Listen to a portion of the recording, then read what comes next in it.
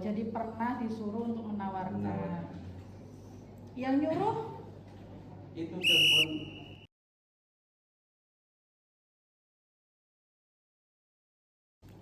Ya, saya lanjutkan. Terima kasih Yang Mulia.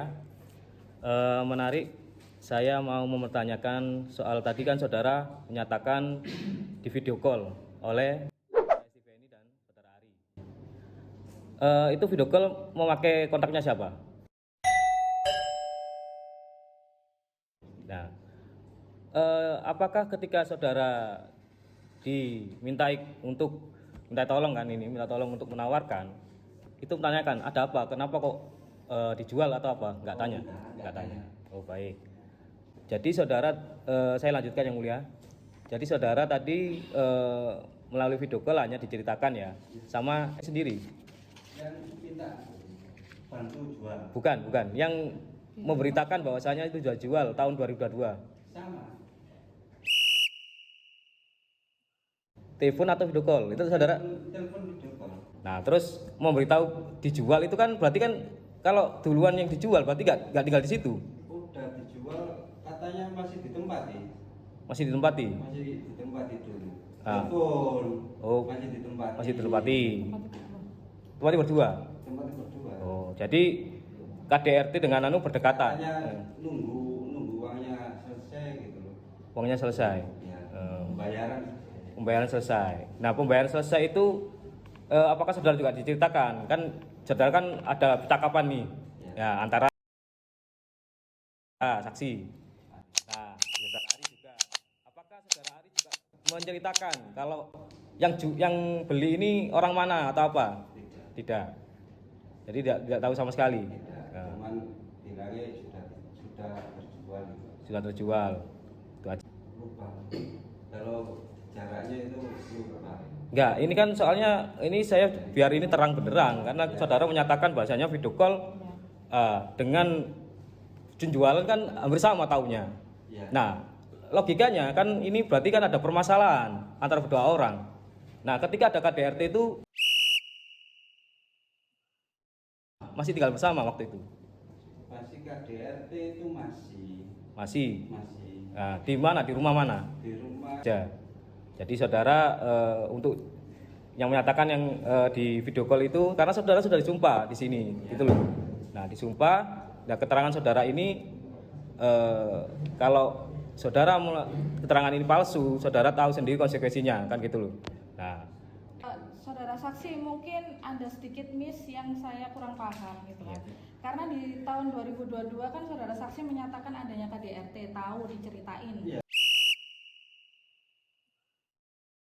Masih tinggal bersama Iya. di rumah,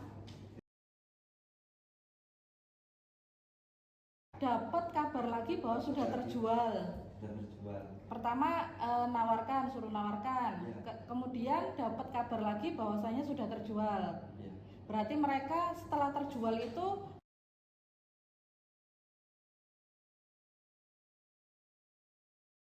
Posisi di mana? kelihatan yang mulia. izin ya, Jangan Bu, ya, jangan di ikut, ya.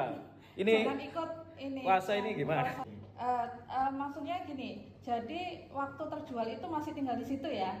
Ya, terus beberapa lama itu ngabari aku nggak ada kononan di rahasia. Maksudnya sudah terjual itu ada KDRT, setelah itu pisah.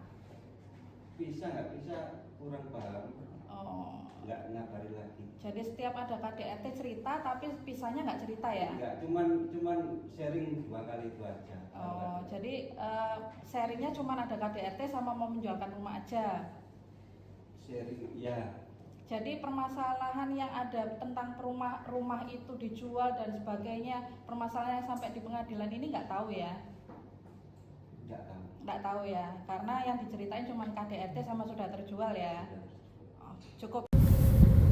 Nah, cuplikan tadi adalah agenda pemeriksaan keterangan saksi, yaitu keterangan saksi fakta yang ada dan didengar di muka persidangan. Nah, saya di situ ketika mengetahui adanya keterangan yang menurut saya tidak konsisten. Nah, saya berulang kali memperingatkan kepada saksi yang dimana keterangan tersebut didengar di muka persidangan.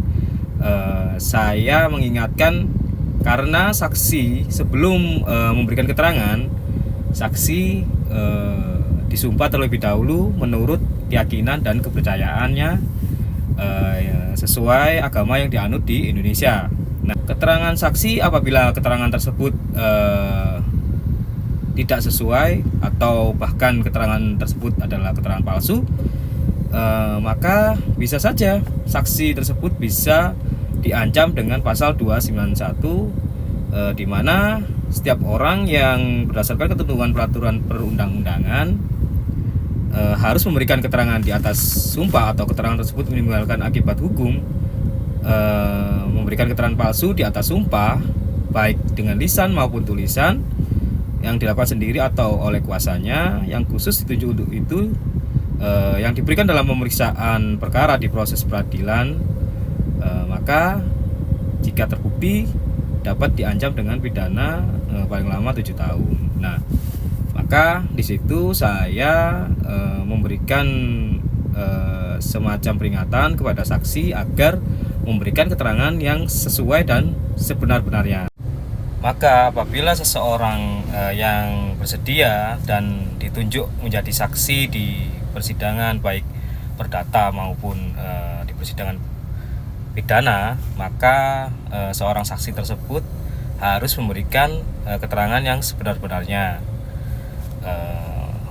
Apabila seorang saksi memang tidak tahu, ya sampaikan tidak tahu. Kalau memang lupa, ya lupa. Tidak perlu memberikan improv atau gimmick lah ibaratnya, yang dimana cenderung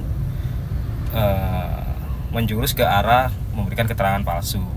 Di sini saya dalam edukasi hukum ini tidak bermaksud untuk menakut-nakuti seseorang yang ditunjuk menjadi saksi atau bersedia menjadi saksi di muka persidangan. Hanya saja saya memberikan edukasi karena seseorang yang akan didengar keterangannya akan disumpah sesuai dengan keyakinan dan agama yang dianut, sesuai yang agama di Indonesia. Nah, maka secara di bawah sumpah, maka keterangan saksi tersebut harus disampaikan dengan keterangan yang sebenar-benarnya. Nah, itu tadi edukasi hukum mengenai saksi yang di bawah sumpah itu, apabila memberikan keterangan palsu maka konsekuensinya adalah ancaman hukuman sesuai dengan pasal 291 yang saya sampaikan tadi.